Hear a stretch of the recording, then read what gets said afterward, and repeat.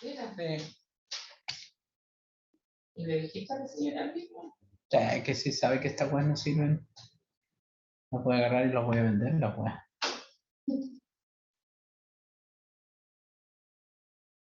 O sea, igual sirven, pero para eso no, porque requiere más recursos. Sí. Hola, hola.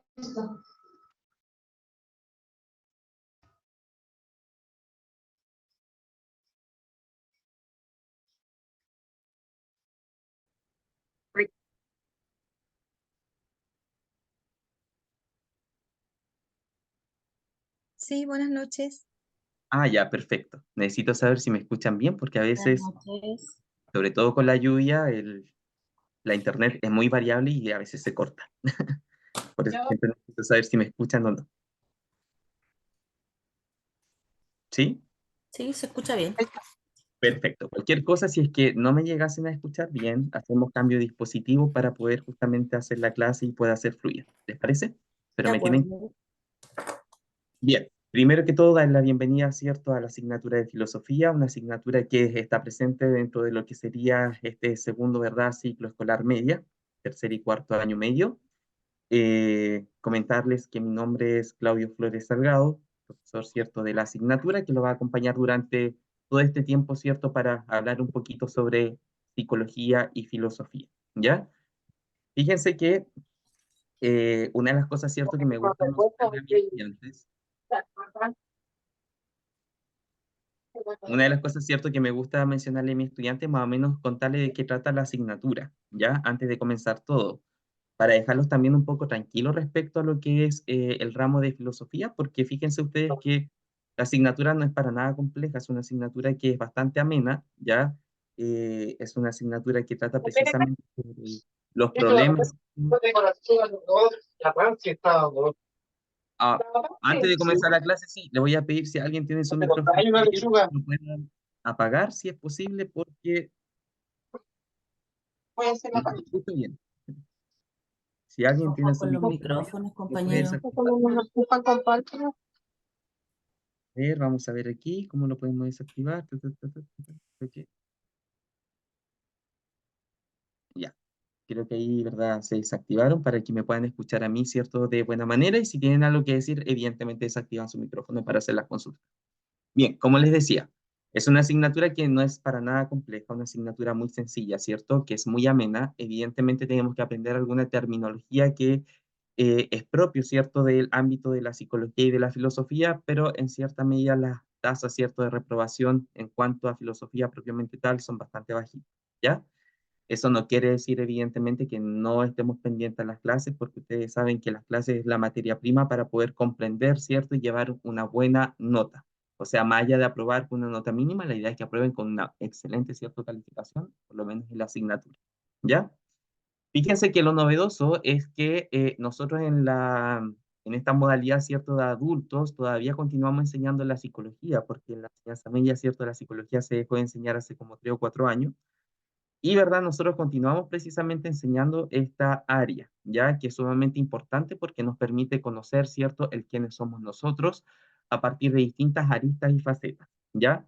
Por eso lo primero que nosotros vamos a estudiar es el eje, ¿cierto?, de psicología, que es un eje que nos permite primero conocernos a nosotros como miembros, ¿cierto?, y parte de una unidad integral, es decir, desde la perspectiva que es psicológica, ¿cierto? Cómo funciona nuestra mente desde el punto de vista, por ejemplo, de nuestra personalidad, desde el punto de vista de nuestra sexualidad, desde el punto de vista, ¿cierto?, de cómo mantener nuestra salud mental adecuada. Y una vez que finalicemos eso, que es harto, ¿cierto?, que vamos a ir viendo teoría y ejercitación, vamos a posteriormente trabajar el otro eje, ¿cierto?, que se evalúa, que sería el eje, ¿cierto?, de filosofía, ¿ya? En ese caso, ¿cierto? Cuando estemos analizando filosofía, vamos a estar trabajando básicamente lo que son temáticas que tienen que ver, por ejemplo, con el origen del pensar filosófico, con, ¿cierto?, la cultura mítica, vamos a estar trabajando, ¿cierto?, con el pensamiento racional, vamos a estar trabajando con los problemas, ¿cierto?, filosóficos que tenemos el día de hoy, y, ¿verdad?, con eso ya estaríamos cerrando también lo que sería ese eje, ¿ya? Recordar que la prueba de filosofía es una prueba que es mixta, tiene preguntas, ¿cierto?, de alternativas como de desarrollo y por lo tanto, ¿cierto?, cada vez que estemos ejercitando vamos a intentar reforzar, ¿cierto?, ambas habilidades, la capacidad de poder analizar, ¿cierto?, y seleccionar las alternativas, que en este caso sean múltiples, y también, ¿cierto?, la parte comprensiva y de redacción. ¿Ya? Bien. No sé si tienen alguna duda respecto a la asignatura. ¿No? Perfecto. También comentarles que lamentablemente durante muchos años, ¿cierto? No llegan recursos para el estudiante para que se puedan apoyar en cuanto a la asignatura de filosofía, porque tal vez ustedes tengan, ¿cierto?, de manera digital o en formato, cierto, papel, sus libros de las otras asignaturas como matemáticas, lenguaje, cierto, ciencia y otras. Pero en filosofía no llega, ¿cierto?, ningún tipo de recurso de apoyo, así que, bueno, en esta ocasión, ¿cierto?, le pedí a don Alcides que me esperara un poquito para enviar el material, pero una vez que finalice la clase, ¿cierto?, lo termino de editar y se lo envío para que ustedes lo puedan tener, ¿cierto?, y después analizar con mayor detenimiento. ¿Ya? Bien. Entonces, comencemos nuestra clase. Primero voy a apagar mi cámara para que vaya más fluido, ¿cierto?, el internet. Voy a dejar solo el micrófono abierto y voy a compartir pantalla para que ustedes vayan viendo, ¿cierto?, la materia que vamos a observar esta clase.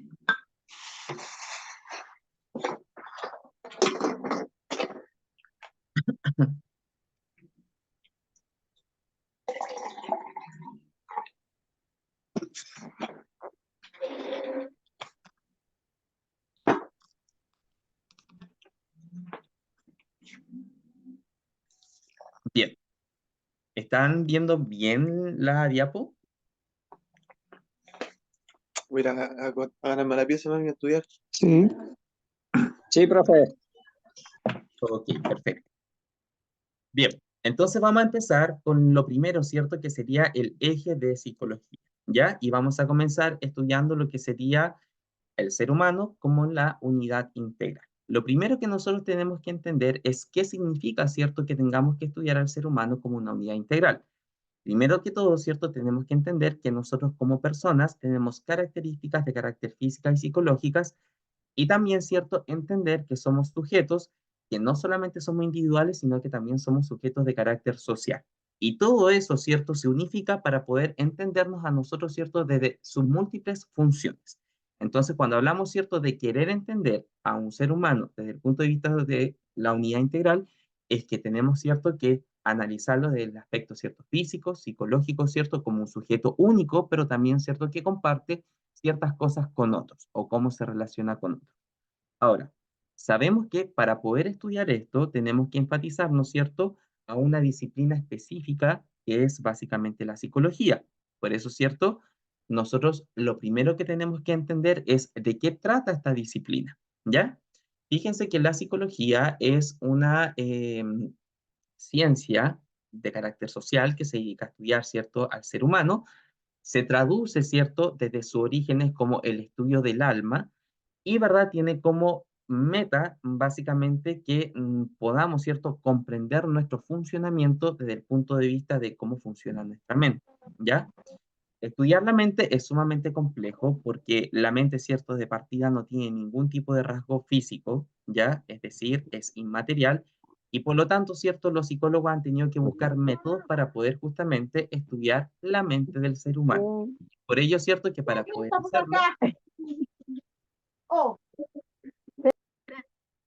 poder hacerlo, ¿cierto?, lo que hace es estudiar la conducta, ¿ya? Es decir, que la psicología, ¿cierto?, basa mucho en la observación, ¿cierto?, básicamente las teorías o básicamente sus deducciones sobre el comportamiento de la mente, ¿cierto?, humana, ¿ya? ¿Para qué estudia esto? Para, nuevamente, comprender, ¿cierto?, al sujeto a partir de todas las aristas. Y esto permite básicamente entender cómo el sujeto, ¿cierto?, evoluciona y tiene experiencias, cómo, ¿cierto?, un sujeto se relaciona con los otros, que sería el sujeto de su entorno social, cómo, ¿cierto?, funciona desde el punto de vista cognitivo, es decir, a través de sus procesos mentales, cómo, ¿verdad?, funciona desde el punto de vista emocional, cómo es su personalidad y cómo es precisamente su vida desde el ámbito, ¿cierto?, de su identidad sexual, ¿ya? Por lo tanto, cuando hablamos de un sujeto, ¿cierto?, integral, es que tenemos que estar repasando todos estos puntos para poder comprenderlos, ¿ya? Bien. ¿Hasta acá hay alguna duda? Es solamente la parte introductoria. Pueden escribir en el chat también, estoy súper atento.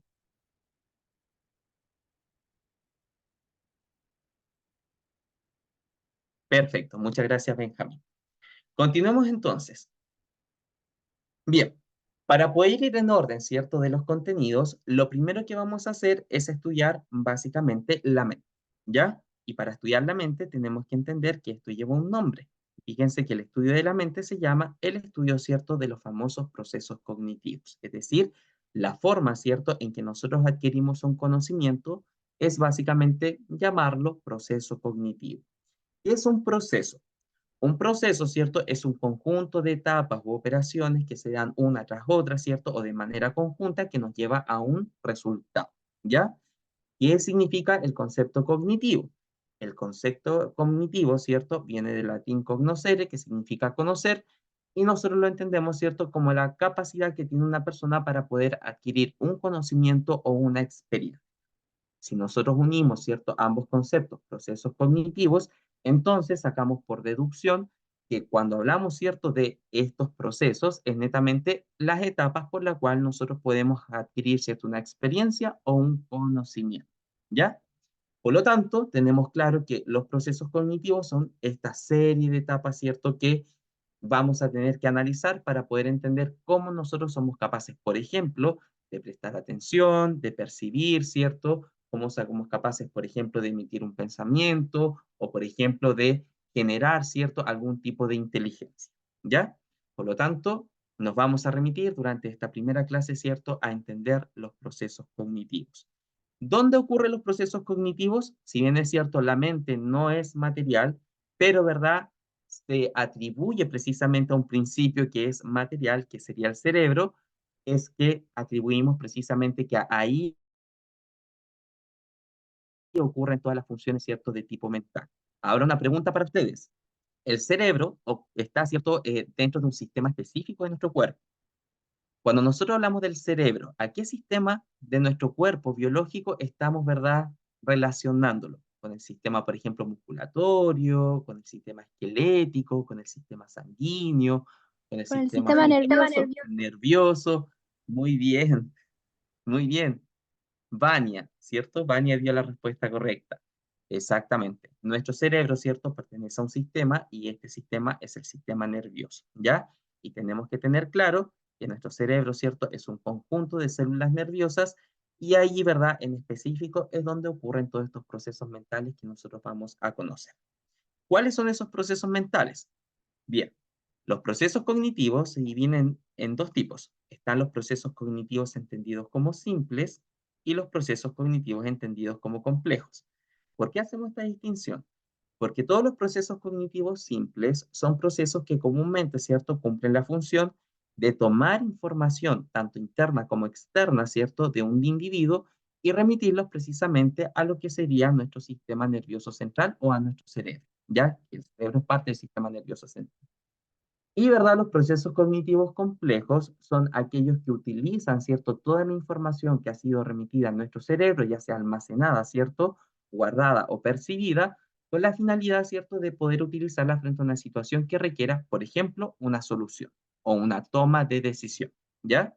Es por ello, ¿cierto?, que dentro de los procesos cognitivos simples podemos encontrar, por ejemplo, la sensación, la percepción, la atención y la memoria, y dentro, ¿cierto?, de los procesos cognitivos complejos podemos encontrar el lenguaje, el pensamiento, el aprendizaje y la inteligencia, ¿ya? Ahora aquí voy a colocar ojo. Hay procesos cognitivos que le vamos a dar mayor énfasis que otros, ¿ya? Porque evidentemente dentro de la prueba se enfatizan ciertos contenidos específicos, como por ejemplo la percepción o la sensación o el pensamiento, ¿ya? Los otros procesos cognitivos los vamos a ver, pero de una manera más sutil, para que ustedes, ¿cierto?, puedan ir conectando la información y no queden, ¿cierto?, con vacíos. Pero vamos a estar resaltando algunos, ¿cierto?, para que ustedes evidentemente tengan mayor claridad al momento de la evaluación y sepan, ¿cierto?, utilizar esa respuesta. Bien. Dicho esto, partimos con el primer proceso cognitivo simple, que es la sensación, ¿ya? Que es lo que ustedes están viendo en pantalla. Fíjense que la sensación es un proceso cognitivo que, a diferencia de los otros, ¿cierto?, es conocido como un proceso cognitivo de tipo biológico. ¿Y por qué se denomina biológico? Porque está 100% relacionado, ¿cierto?, con nuestro sistema nervioso, ¿ya? Fíjense que la sensación es cómo nuestros sentidos, ¿cierto?, se encargan de captar los estímulos que están al exterior, ¿cierto?, de un sujeto, transformarlos, ¿cierto?, en impulsos nerviosos y llevarlos desde nuestro sistema, ¿cierto?, nervioso periférico hasta nuestro sistema nervioso central y alojarlos, ¿cierto?, ahí, ¿ya? Para que ustedes puedan tener un poquito más de conocimiento, es que yo puse, ¿cierto?, una imagen ahí que sea más aclaratoria para que ustedes entiendan, ¿cierto?, en qué consiste. Si ustedes observan la imagen que está ahí, ¿cierto?, en pantalla, van a observar una imagen que representa una mano, ¿cierto?, que está cerca de un estímulo, que en este caso es el fuego, ¿ya? Bien. Ahora, mi pregunta es, ¿cómo sabemos que ese fuego nos puede causar daño?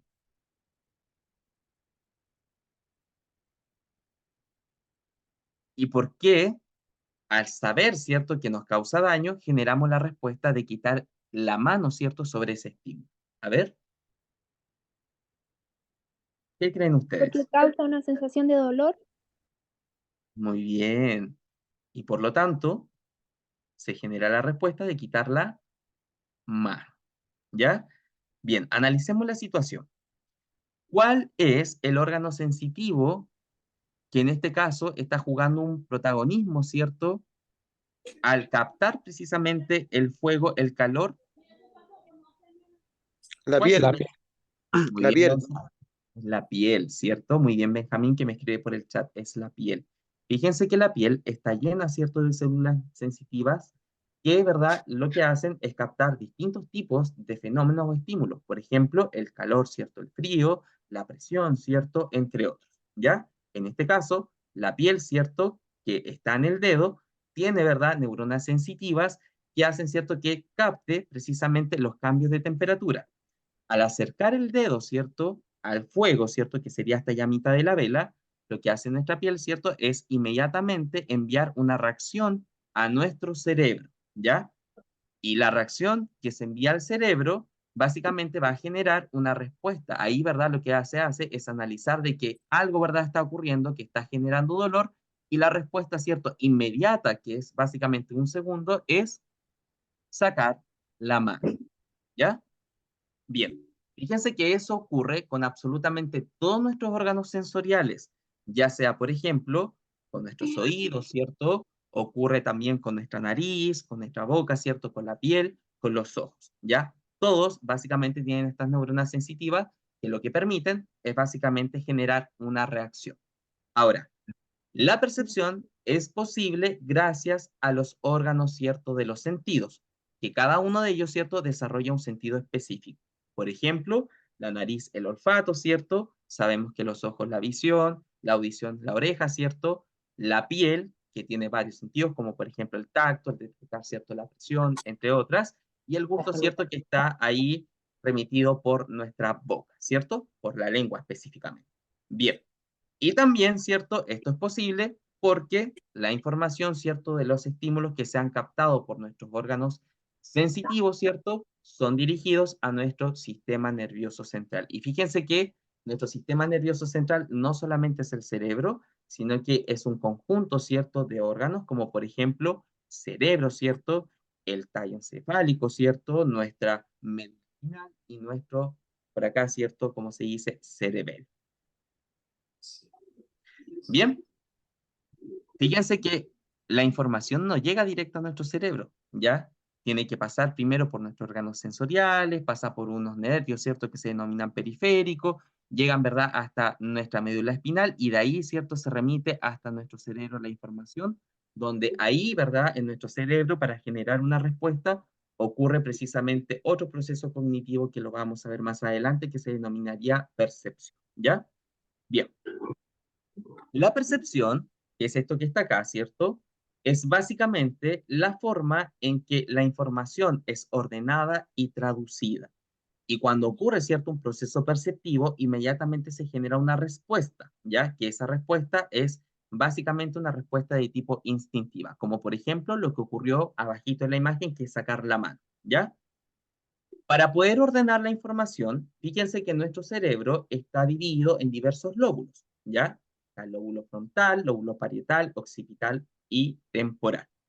En este caso, por ejemplo, el lóbulo frontal es este, ¿cierto?, que está delante de nuestra cabecita, en la frente, y se encarga de procesar información como, por ejemplo, el razonamiento, el movimiento, ¿cierto?, voluntario e involuntario, las emociones, la atención, ¿cierto?, y el lenguaje.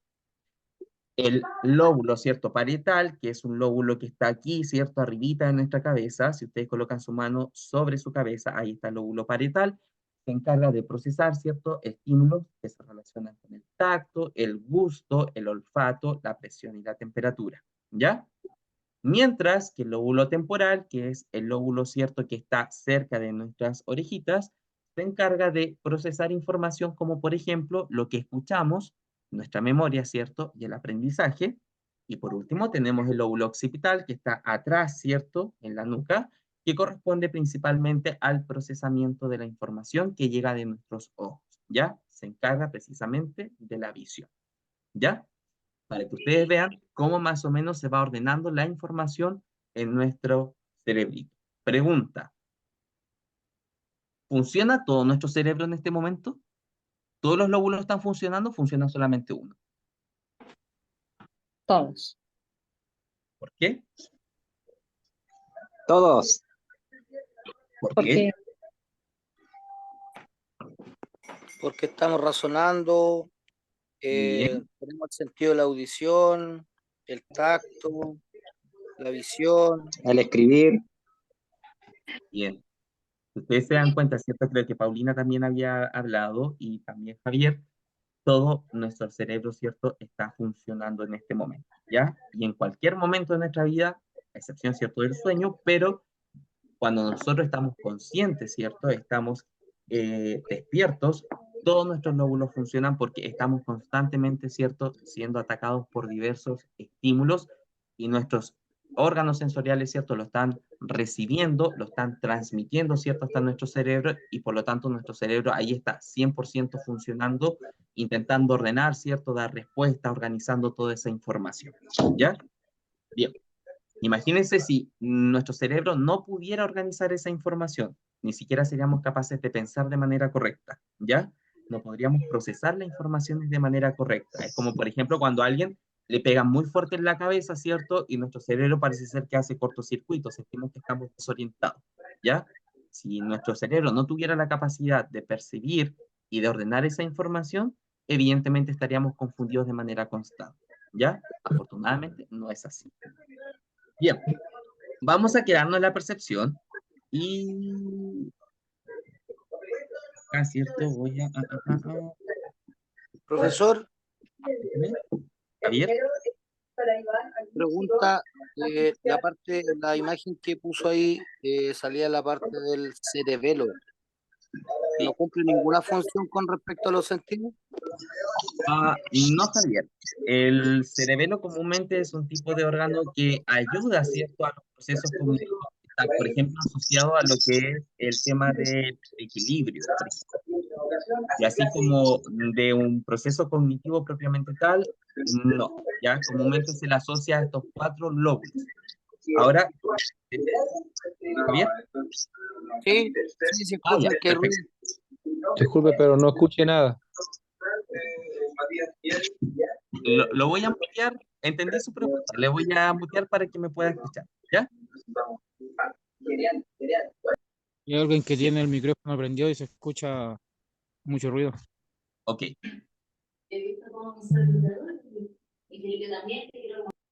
Ahí sí.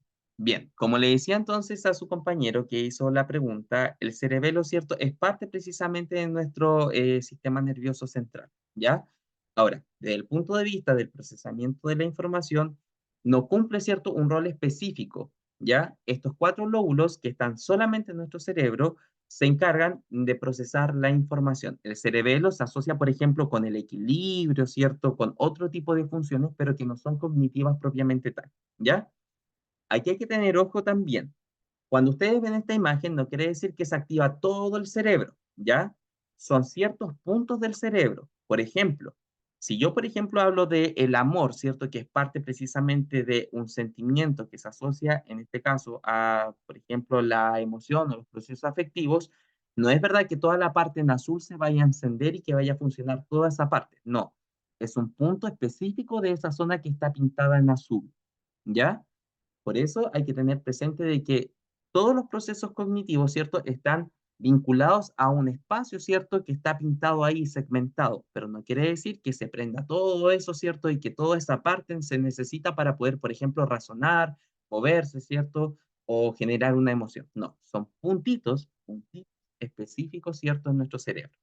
Pero volviendo, ¿cierto? A la pregunta, dentro, ¿cierto?, del procesamiento de información, el cerebelo, ¿cierto?, no cumple una función importante.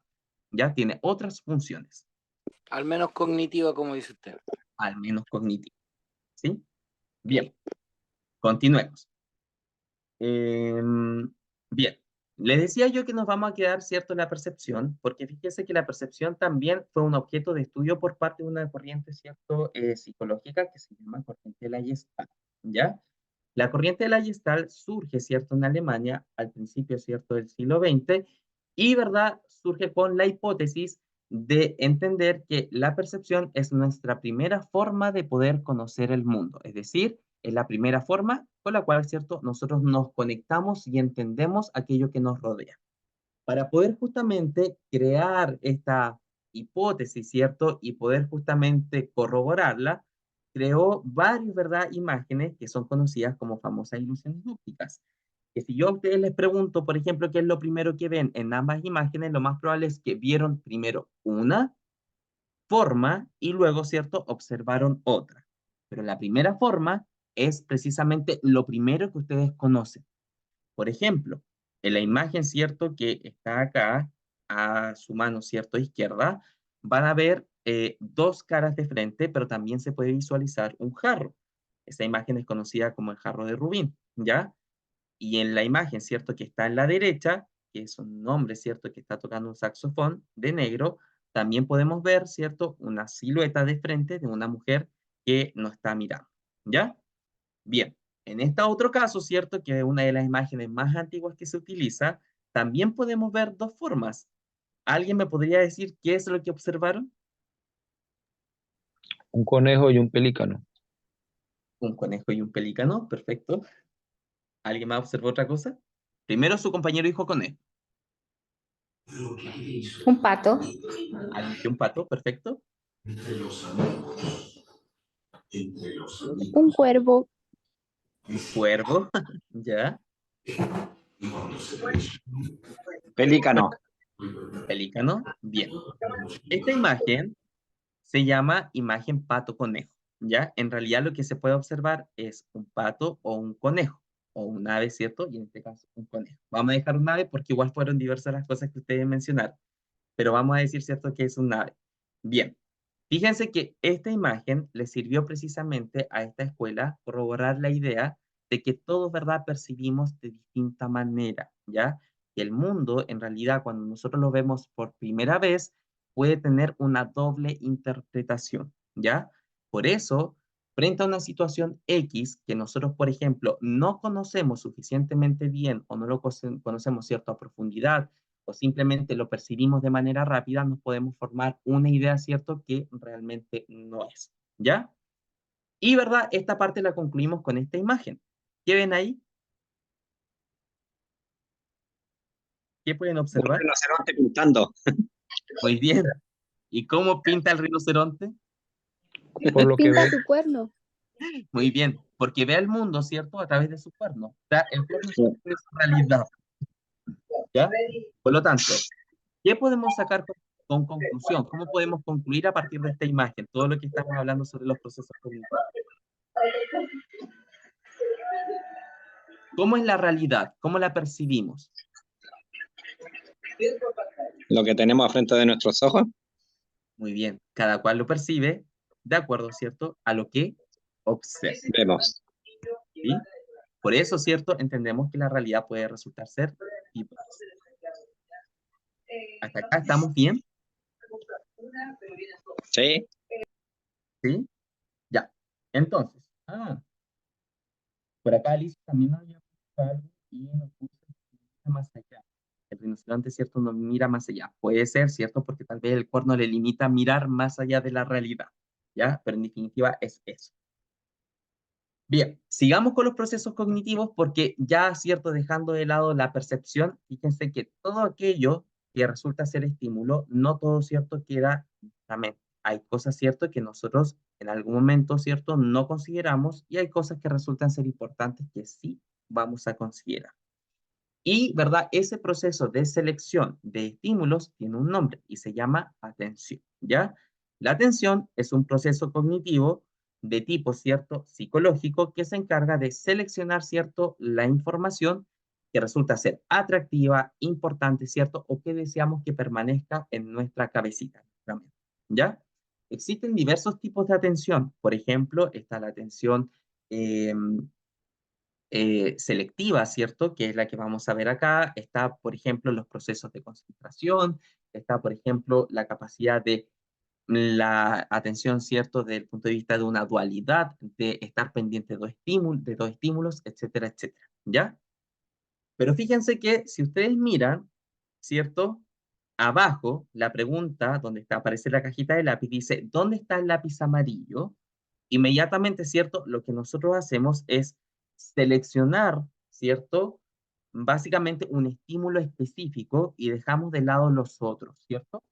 Si yo le digo, ¿dónde está ubicado el lápiz amarillo? Ustedes me contestarían que están, ¿dónde? En Dentro medio. de su caja. Dentro de su caja, ¿cierto? De la caja amarilla. Pero está en el centro, ¿cierto? De los otros lápices, ¿ya? Para poder justamente darle una ubicación y determinar que ese es el color específico que yo estoy buscando, tuve que hacer un proceso, ¿cierto?, de selección de estímulos. Es decir, tuve que observar dónde estaba la caja, ¿cierto? Observar los otros colores, discriminar, ¿cierto?, los otros colores que no fuesen amarillos para poder justamente ubicar el color específico, ¿ya? Ese tipo de atención que se dedica, ¿cierto?, a seleccionar estímulos específicos es el que se denomina, ¿cierto?, como atención selectiva, ¿ya? Atención selectiva. Ahora miremos al otro lado. Cuando nosotros, por ejemplo, observamos televisión, estamos viendo una serie, por ejemplo, en Netflix, estamos pendientes de las redes sociales en el celular, estamos, por ejemplo, no sé, en el cine, o nos colocamos, ¿cierto?, los audífonos y empezamos a escuchar música. ¿Le ha ocurrido, por ejemplo, que el tiempo pasa volando y ustedes se dieron cuenta de que habían pasado como 3 o 2 horas, ¿cierto?, del momento en que iniciaron a realizar esa actividad? ¿Le ha sucedido? Por ejemplo, se van a acostar, miran el teléfono, son las 10, de repente miran la hora y ya son las 2. ¿Le ha ocurrido? A Sí, sí. veces. A todos nos pasa, ¿cierto? ¿Por qué? Porque lo que estamos haciendo ahí, ¿cierto? Ya es un proceso de atención que es más prolongado en el tiempo, ¿ya? Y esto se debe también a que hay factores que inciden que nuestro proceso de atención, ¿cierto? No sea tan selectivo, sino que sea, ¿cierto?, prolongado y estemos pendientes en estímulos. Este tipo, ¿cierto?, de atención se llama concentración. Y la concentración, ¿cierto?, tiene por característica el que nosotros, ¿cierto?, focalizamos todos nuestros órganos sensoriales a un estímulo específico, ¿cierto?, como en este caso, el televisor, el celular, ¿cierto?, la serie, si estamos en el cine, para poder justamente atender aquello, ¿cierto?, que nos agrada o nos causa algún tipo de placer, ¿ya? Por eso, por ejemplo, uno dice, oye, concéntrate, pero si es algo, ¿cierto?, que no nos agrada o no le encontramos la intencionalidad, lo más probable, ¿cierto?, es que perdamos la concentración de manera rápida, ¿ya? Porque los estímulos no son, ¿verdad?, tal vez de nuestro interés, no son, ¿cierto?, dinámicos o simplemente, ¿cierto?, ya nuestro cerebro colapsó y por lo tanto, ¿cierto?, se pierde el proceso, ¿cierto?, de atención. Bien, En este ¿para qué? momento estaría ocupando la atención, que es estar la atención a la clase. Muy bien, en este momento, ¿cierto? Ustedes están seleccionando estímulos y vuelvo atrás, ¿cierto? Porque la diapo había avanzado, pero si ustedes se fijan, en este momento, ¿cierto? Pueden haber muchos estímulos que están a su alrededor. ¿ya? Si hay, por ejemplo, alguien mirando televisión en otra habitación, o están sus hijos, por ejemplo, tienen una mascota dentro de la casa, están, ¿cierto?, generando estímulos, ruidos, ¿cierto?, le están hablando, hay aromas tal vez en su casa rico, tal vez hora de 11, están preparando algo rico, ¿cierto? Pero ustedes lo que están haciendo en este momento es focalizar todos sus órganos sensoriales, ¿cierto?, a la pantalla de su computador o de su teléfono para poder atender a la clase, ¿ya? Y muchas veces cuando una persona está muy, ¿cierto?, concentrada, lo que hace también es invisibilizar, ¿cierto?, u omitir, ¿cierto?, los otros estímulos que resultan ser distractores, ¿ya? Ahora, no los culpo si en algún momento pierden la atención, porque fíjense que, insisto, mientras algo sea dinámico e interesante para ustedes, la concentración, ¿cierto?, se va a mantener ahí, a foco. Pero si ya algo se empieza a poner, ¿cierto?, medio aburrido, medio monótono, por naturaleza, ¿cierto?, nuestro cerebro lo que hace, ¿cierto?, es cortar el proceso de concentración y, ¿verdad?, lo que hace es buscar otros estímulos que sean más atractivos para poder después nuevamente generar nuevamente el proceso de concentración, ¿ya? Por eso, paréntesis, ¿cierto?, para que ya se vaya sobreexplicado esto y ustedes lo pueden entender, cuando uno habla, ¿cierto?, de una clase común y corriente, lo ideal, ¿cierto?, es que una clase no sobrepase la hora y media, ¿ya? El cerebro por naturaleza, 45 minutos se concentra, máximo 1 hora, ¿cierto? Después hay que generar un quiebre porque el cerebro se estresa por una cuestión natural. Y luego, ¿cierto?, de hacer un ejercicio distinto a lo que se está haciendo, evidentemente se puede retomar, ¿ya? Por lo tanto, esas personas que estudian como 10 horas, 50 horas, ¿cierto? O que están, no sé, 4 horas estudiando seguida, en realidad tienen que generar quiebres de alguna manera para poder, ¿verdad?, que el cerebro se pueda nuevamente concentrar, aprender o memorizar. ¿Ya? Bien. Continuamos, porque ¿para qué queremos tanta información? ¿Para qué estamos seleccionando estímulos? ¿Para qué, por ejemplo, estamos reservando ciertas cosas? Fíjense que la reserva, ¿cierto?, de información pasa a otro proceso cognitivo simple que se llama memoria, ¿ya? Que todos sabemos que la memoria no es otra cosa el reservar, ¿cierto?, vivencias y experiencias que van a quedar ahí, ¿cierto?, en nuestra mente, ¿ya? Para poder, ¿verdad?, memorizar, evidentemente existen procesos de memorización que consta de 3 pasos, ¿ya? Es decir, que para poder generar un recuerdo, ¿cierto? O que algo quede en nuestra cabeza, tiene que existir estos 3 pasos. El primero es la codificación, el segundo es el almacenamiento y el tercer paso, ¿cierto? Se conoce como la recuperación, ¿ya? Bien. Pensemos en qué consiste cada uno de ellos. Cuando hablamos de codificación, tenemos que pensar que una vivencia, una experiencia, ¿cierto? O un estímulo, comúnmente nosotros no lo recordamos en su totalidad, ¿cierto? Lo que almacenamos es el evento, ¿cierto? Pero lo que ocurrió dentro de ese evento como lo más importante o lo más significativo, ¿sí? Es decir, que si usted, por ejemplo, se acuerda del rompimiento, ¿cierto?, de una relación amorosa, lo más probable es que se acuerde del momento, ¿cierto?, en que se generó ese rompimiento. Una discusión, ¿cierto? No sé, que usted lloró, que sintió que se le partió el corazón, qué sé yo. Y a partir de eso, ¿cierto?, recuerda todo. Eso, ¿cierto?, es lo que comúnmente nosotros llamamos codificación, el modo en cómo podemos reducir precisamente una experiencia, ¿ya? Luego viene el proceso de almacenamiento. Una vez que reducido, ¿cierto?, la información, viene el guardar, ¿ya? La información codificada se guarda. Ahora, ojo acá, en el almacenamiento nosotros podemos, ¿cierto?, guardar la información en distintos tipos de memorias, ¿ya? Hay muchas, pero yo acá puse 2, que son memorias, ¿cierto?, que comúnmente uno habla de ellas, que es la memoria a corto plazo o de trabajo y la memoria, ¿cierto?, a largo plazo. Pregunta para ustedes. ¿Habían escuchado de estas memorias?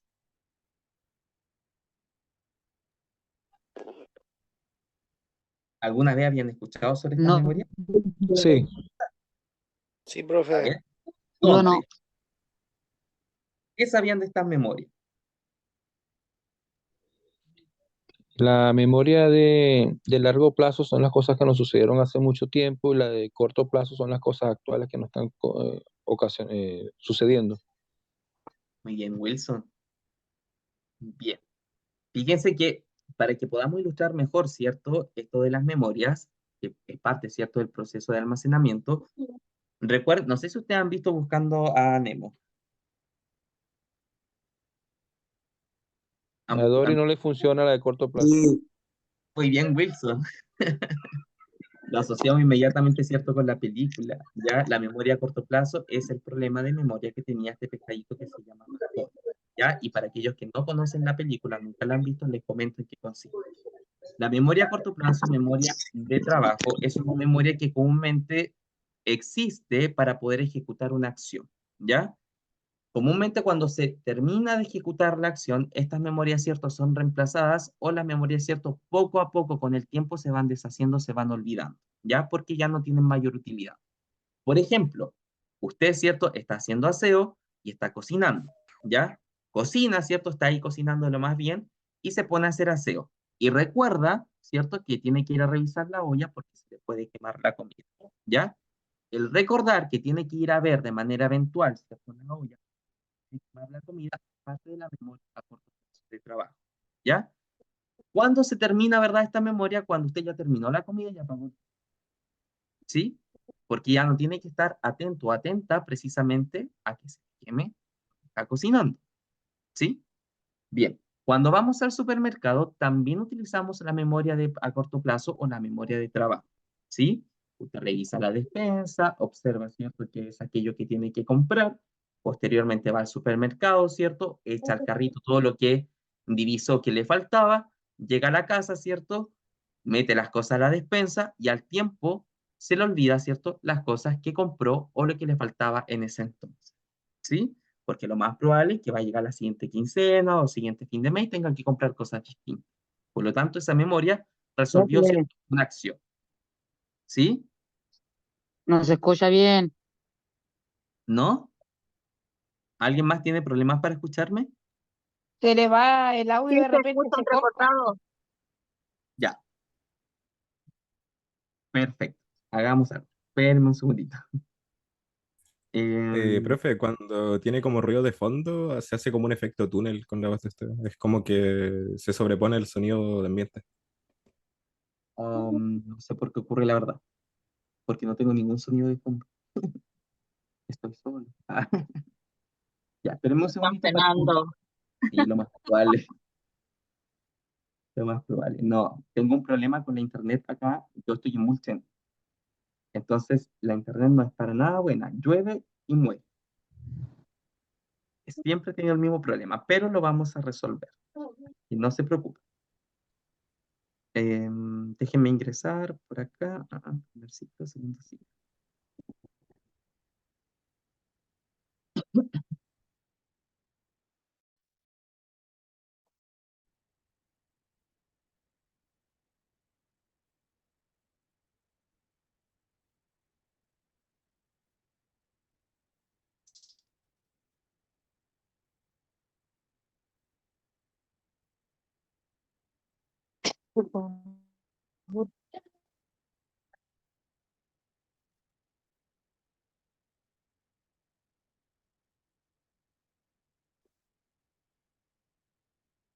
Un segundito.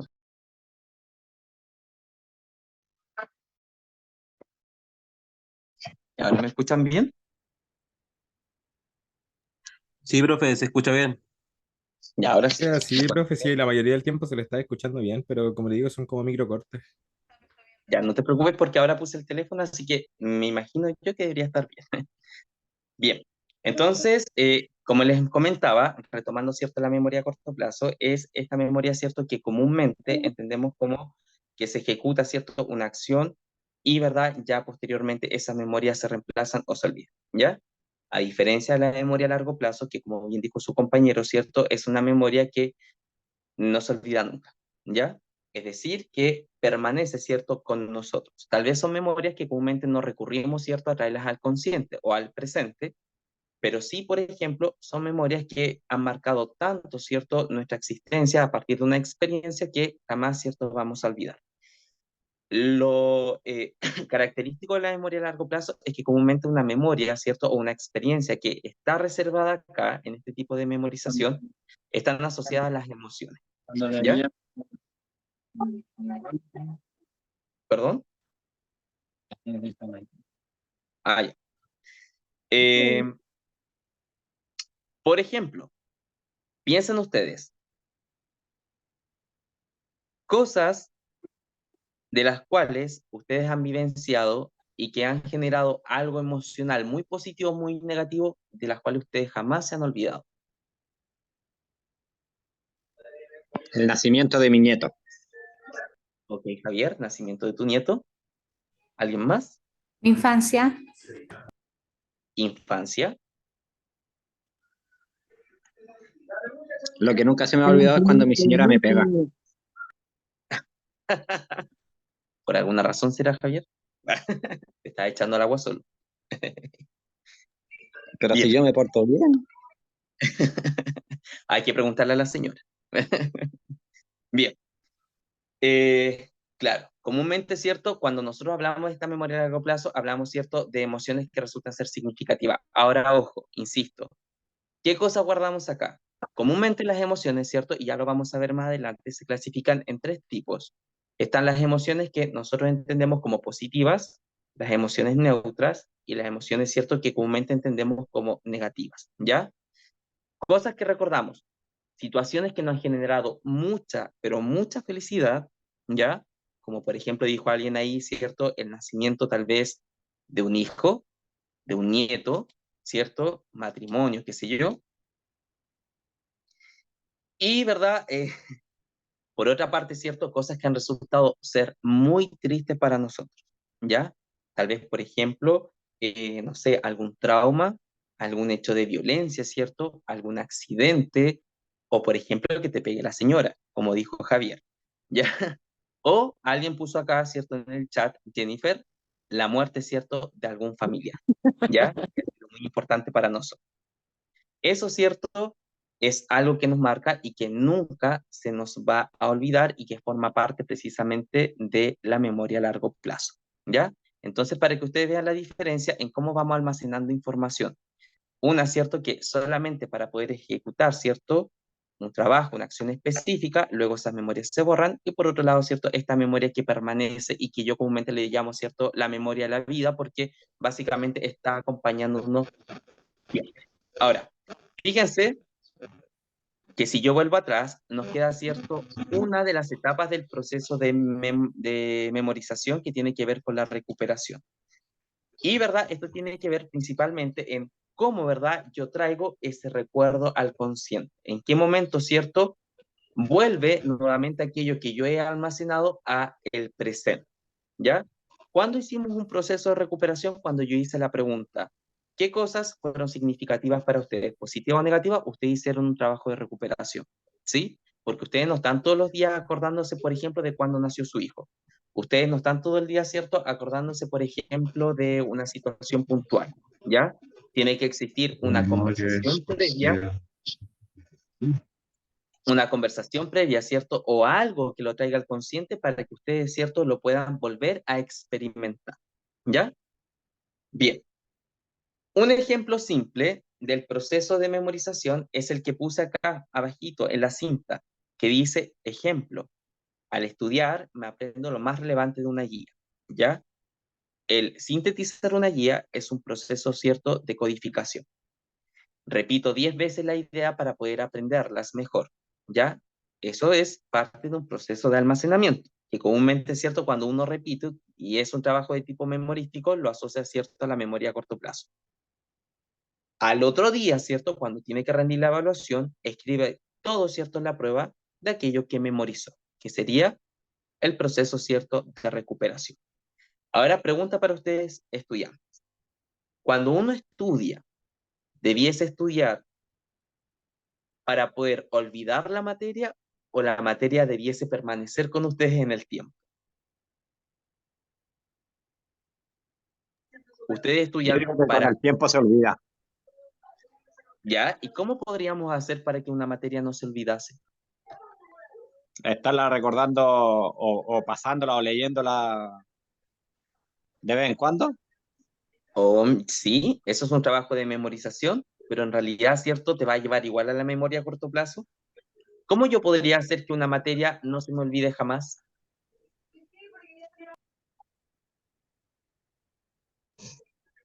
practicándola. Dándole significancia, ¿ya? Si yo le pregunto a ustedes, acuérdense de algo gracioso tal vez que haya ocurrido en la escuela. Por ejemplo, en una clase. Lo más probable es que usted se acuerde del profesor, se acuerde de la situación del estudiante, hasta, por ejemplo, la materia que estaban viendo. Yo, por ejemplo, me acuerdo que tenía un profesor que era medio gordito y una vez se sentó, ¿cierto?, en una silla, la silla se reventó. Caballero, ¿cierto?, cayó al suelo. Todos nos aguantamos la risa y después, ¿verdad?, él se largó a reír y dijo que nos podíamos reír también. Pero me acuerdo, ¿cierto?, de incluso lo que estaba escrito en la pizarra, ¿ya? Entonces, evidentemente, repasar, ¿cierto?, estudiar es muy útil, pero solamente para rendir una evaluación. Si nosotros no queremos olvidar algo, tenemos que darle una significancia. ¿Por qué yo no me olvido de esa clase? Porque, claro, nos reímos, se generó una emoción positiva que me llevó a recordar toda la clase completa, ¿sí? Entonces, cuando uno estudia, tiene que generar, ¿cierto?, una emocionalidad bajo un propósito, ¿cierto?, para poder hacer que esa materia no se me olvide, ¿sí? Hay algunos que, por ejemplo, utilizan las canciones y cantan, ¿cierto?, y no se olviden de la materia. Hay bastantes videos en YouTube que muestran incluso que profesores utilizan esas estrategias para que los niños, por ejemplo, se aprendan tablas, hechos, ¿cierto?, históricos u otros, ¿sí? Ah, pensé que alguien quería opinar. Bien, ¿hasta acá vamos bien? Sí. Perfecto. Sí, profe. Pasemos a los procesos cognitivos complejos, ¿ya? Y esto es lo último que vamos a ver hoy día, porque si no después ya nos va a matarear Yo demasiado. una consulta. Dígame. La materia que pasamos día, ¿ustedes la podrían enviar al grupo? Que acá en el campo no tengo buena señal, se me corta por rato el internet. Cuando está lloviendo para acá. Sí, sí. Es más, yo voy a enviar al grupo de WhatsApp y ustedes la puedan tener. Ya, por favor. Sí, no hay Gracias. problema. Y también les voy a enviar una guía de ejercicio para que vayan repasando. ¿Ya? Ya, gracias, profe. Ok. No hay problema. Yo lo que hago es hago pantallazos. También es útil, pero se va a llenar de información, Javier, no le va a quedar útil, o sea, memoria en su teléfono. Es que no tengo computador. No, pero en todo caso el teléfono es útil para estudiar, si también es una herramienta de estudio. Sí. Sí, pero no se preocupe, yo se la voy a enviar a don Alcides para que él después se la envíe como un documento más livianito y así no se llena de tantas fotografías, ¿ya? Pero si por el Ok, momento puede profe, ser gracias. tómele pantalla. Bien, vamos entonces con el siguiente proceso cognitivo, que fíjense que ya pasamos a los procesos complejos, es decir, tenemos almacenada la información, pero ¿qué hacemos con ella? ¿Cierto? ¿Qué utilidad le damos? ¿Solamente revivimos experiencias o esas experiencias también nos van a servir para situaciones? El primer proceso cognitivo complejo que vamos a analizar tiene que ver con el lenguaje. Si bien es cierto, el lenguaje, ¿cierto?, es un doble proceso cognitivo, tanto biológico como psicológico, lo vamos a enfatizar, ¿cierto?, en el área de la psicología, ¿ya? Fíjense que el lenguaje, como tal, está relacionado con otro proceso cognitivo que tiene que ver con el pensamiento. Y el propósito del lenguaje es que nosotros, ¿cierto?, podamos dar a conocer a los otros lo que pensamos mediante precisamente este. El lenguaje, y es pregunta para ustedes, ¿es solamente de tipo verbal? O sea, solamente yo hablando es que yo me estoy comunicando, ¿o hay otras No, formas profe. del lenguaje? Por señas. Hay otra forma. ¿Señas? ¿Cómo cuáles? Señas, dijo su compañera. ¿Cuál otras? Gestos. Gestos, perfecto. ¿Cuál otras? La escritura. Expresiones. La escritura, las expresiones, sí. Vayamos ordenando un poquito, ¿ya? Tenemos la forma, ¿cierto?, de comunicación verbal, que por ejemplo puede ser la palabra hablada. O sea, cuando yo hablo, estoy justamente utilizando el lenguaje verbal, ¿cierto? Y existen otras formas de comunicación no verbales, en las cuales, ¿cierto?, yo no hablo, pero puedo utilizar mi cuerpo, lenguaje corporal, Puedo utilizar, por ejemplo, la representación mediante dibujo, ¿cierto? O la escritura, ¿ya? O, por ejemplo, alguien dijo por ahí, señas, también, ¿cierto? Por lo tanto, cuando nosotros hablamos de lenguaje, hablamos de todas las formas de poder comunicarse. Ahora, fíjense que el lenguaje tiene distintos... Como por ejemplo...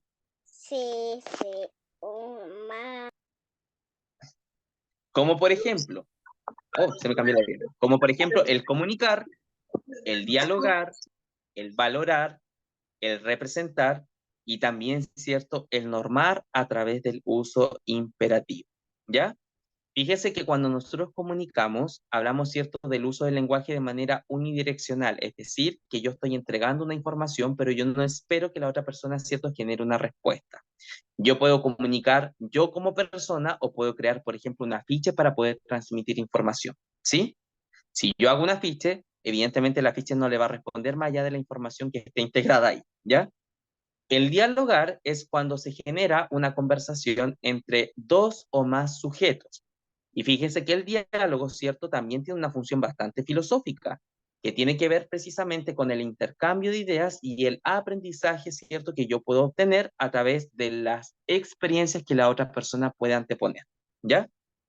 El valorar tiene que ver en el cómo yo integro, ¿cierto?, ciertos tipos, valga la redundancia, de valores o juicios, ¿cierto?, a situaciones. Por ejemplo, decir que algo es bonito, que algo es feo, que algo es bueno, que algo es malo, ¿cierto? Es parte de la valorización. El representar tiene que ver con las formas metafóricas en las cuales yo expreso precisamente mis ideas mediante, por ejemplo, un dibujo o mediante, por ejemplo, la literatura. Y el uso imperativo es la forma en que yo puedo ordenar, ¿cierto? O puedo normar algo. Por ejemplo, si yo les digo 1, 2, 3, 4, esto primero, esto segundo, esto tercero, estoy, ¿cierto?, utilizando el uso imperativo. Si yo a alguien le digo, oye, ¿te puedes callar, por favor?, estoy, ¿cierto?, normando y por lo tanto estoy utilizando el uso imperativo. De cualquier manera, las funciones del lenguaje, ¿cierto?, tienen como propósito, ya sea el comunicar, dialogar, valorar, representar o el uso imperativo, de poder señalar, ¿cierto?, manifestar y posibilitar lo que nosotros estamos pensando. Si no existiese el lenguaje, piensen ustedes, seríamos estatuas. Nadie sabría lo que ocurre en nuestras cabezas.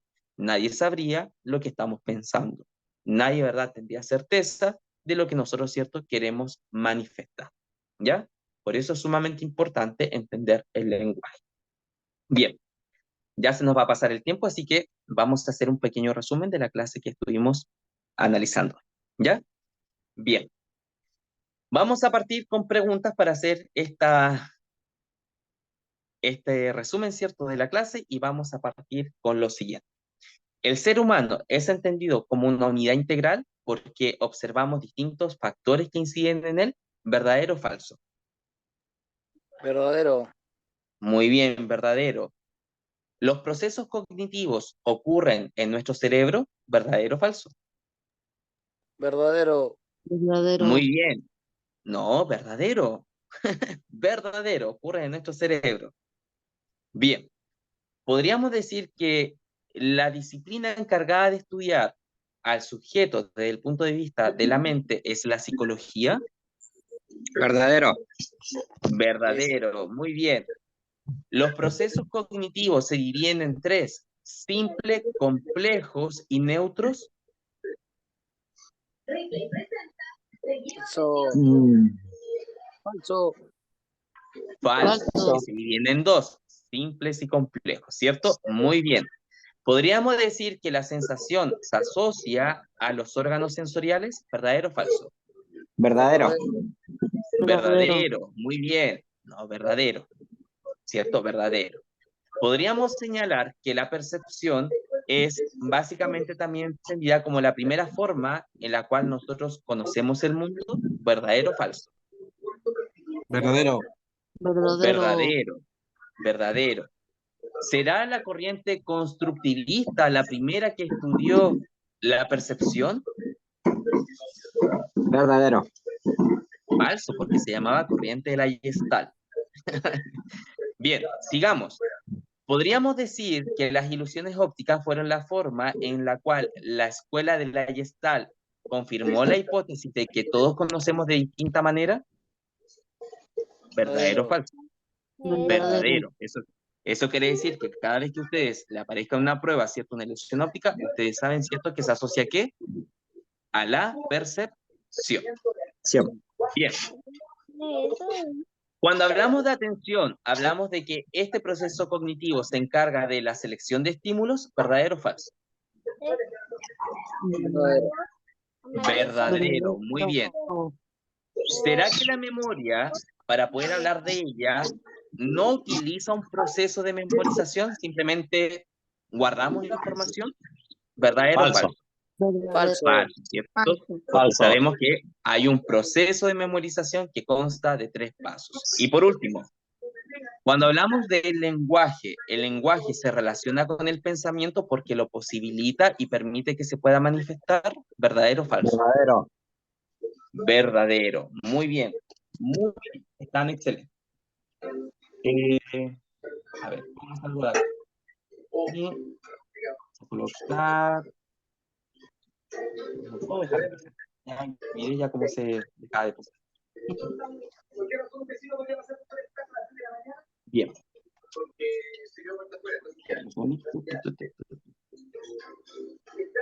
Quiero parar de presentar para poder despedirnos. Mateo, cuidado con ese perro. Ya, estimados estudiantes, no sé si me alcanzan a ver o no, pero quiero felicitarlos, ¿cierto?, por prestar mucha atención en esta clase. Creo que pese, ¿cierto?, a lo rapidito que fue poder entregar toda esta materia a los procesos cognitivos, le fue bastante excelente, ¿ya? Así que un abrazo y que estén muy bien. Cuídense. Chao, profe, muchas gracias. Chao, profe, gracias. Chao, chao, buenas noches. Buenas. Chao, profesor. Chao, chao. Mateo, baja ese perro de ahí. Chao, chao, ¿Cuándo los cuídense. vamos a juntar donde el corbata?